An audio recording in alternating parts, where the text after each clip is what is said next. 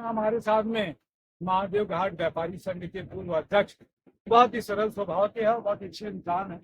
प्रकाश के हमारे साथ में अभी कुछ समय हुआ है, अपने कार्यकाल में आपने सारी समस्याओं का निदान किया। यहाँ के महादेव घाट के व्यापारी संघ के पास में अभी कुछ समस्याएं नहीं। नीरज भाई, आपका स्वागत है।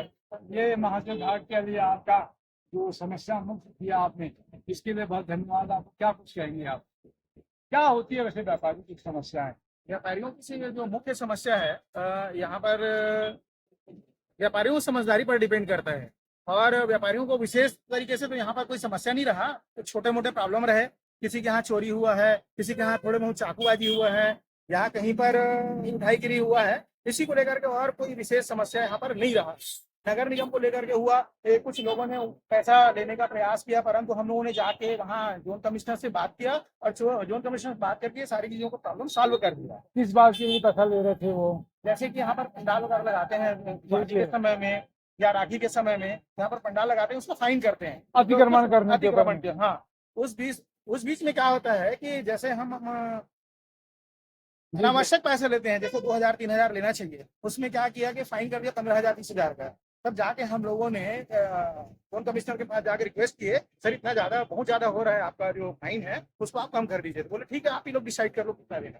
तो जोन कमिश्नर ने भी हमारा बात स्वीकार किया और उसको सॉल्व किया प्रॉब्लम। तो जोन कमिश्नर का क्या नाम था उनका? राजेश गुप्ता जी हैं, और अभी विमल शर्मा जी हैं हमारे।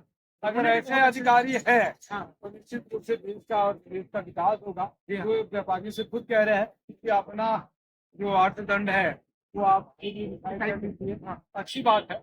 और अभी चैम्बर के भी 3 साल के कार्यकाल पे क्या कुछ कहेंगे आप? अमर परवानी जी के बारे में क्या? मैं एक बात बोलूंगा, अमर परवानी जी के बारे में मेरा एकदम मतलब क्लियर बात है कि उन्होंने जो चैम्बर ऑफ कॉमर्स को नई दिशा और पहचान दिया है, शायद वो दे पाएंगे। मुझे ऐसा नहीं लगता कि, और द्वितीय को ना अस्ति बोलते हैं ना, उसी प्रकार का है। हमारे अमर परवानी जी को मैं देखा हूँ कि वो बहुत ऊर्जावान व्यक्ति है।